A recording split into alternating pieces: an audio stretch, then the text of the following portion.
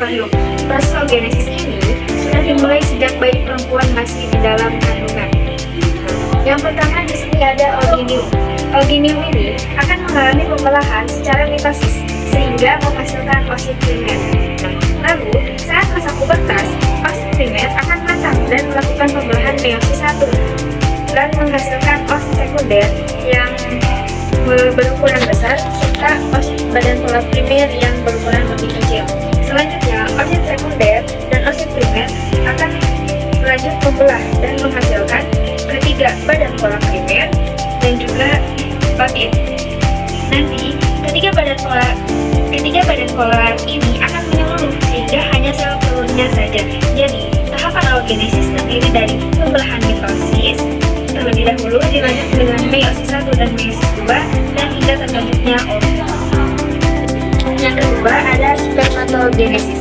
Spermatogenesis ini adalah proses pembentukan sel-sel spermatozoa yang terjadi di organ kelamin laki-laki. Ini bersifat haploid, dibentuk di dalam testis melalui sebuah proses yang kompleks. Ya. Yang pertama di sini diawali dengan spermatogenesis akan mengalami pembelahan secara mitosis dari sel-sel induk sperma yang menghasilkan spermatosit primer. Lalu spermatosit sekunder akan mengalami pembelahan secara meiosis kedua dengan menghasilkan spermatid. Spermatid mengalami serangkaian perubahan nukleus dan sitoplasma dari sel non-motil menjadi sel yang motil atau mampu bergerak dengan membentuk spermatozoa. Nah, perubahan dari spermatid menuju spermatozoa ini terjadi di dalam epidermis selama 2-10 hari. Yang selanjutnya di sini ada gambar sperma. Sperma ini dibagi menjadi 3, ada bagian kepala, bagian tengah, dan juga bagian ekstrim. Bagian kepala sperma ini memiliki inti sel haploid yang dilindungi oleh lapisan khusus. Lapisan khusus itu bernama aklosa. Aklosa mengandung enzim khusus yang dapat menembus lapisan pelindung ovum. Lalu di sini ada nukleus. Nukleus ini merupakan termasuk kepala sperma yang mengandung informasi genetik sifat penurunan ayah dalam molekul DNA. Selanjutnya bagian leher.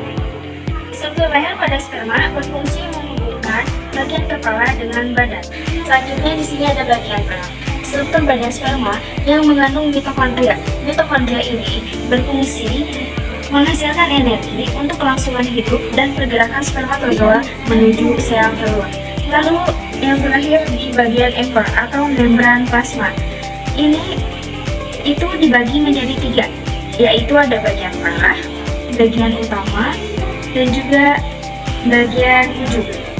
Ekor sperma ini berfungsi membantu pergerakan sperma di dalam saluran reproduksi perempuan.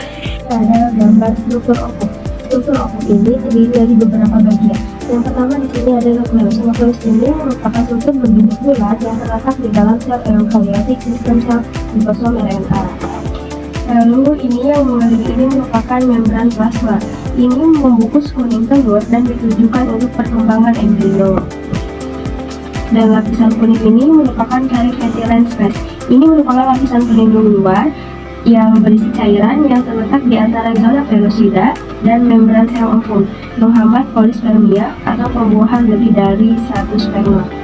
Dan yang atasnya ini merupakan zona pelosida. Ini juga merupakan lapisan pelindung luar membran sel. Dan yang bulat kecil ini merupakan sitoplasma, penyedia nutrisi untuk embrio setelah pembelahan. Dan yang lingkaran-lingkaran ini merupakan nukleus, mengandung materi genetik perempuan, yaitu 23 kromosom.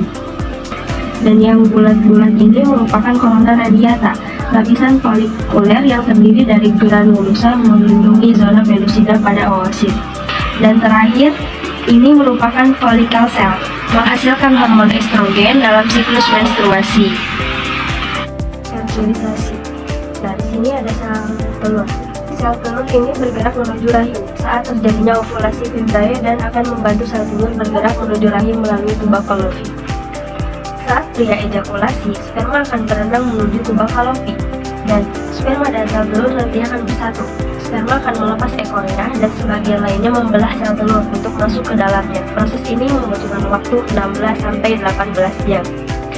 Sel telur dan sperma yang bersatu akan membentuk zigot.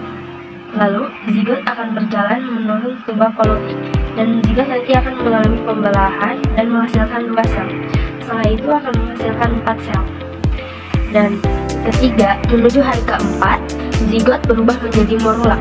Morula akan berkembang menjadi blastoskista atau embrio. Blastoskista akan menempel dan tertanam pada lapisan dinding rahim atau endometrium. Lalu plasenta terbentuk.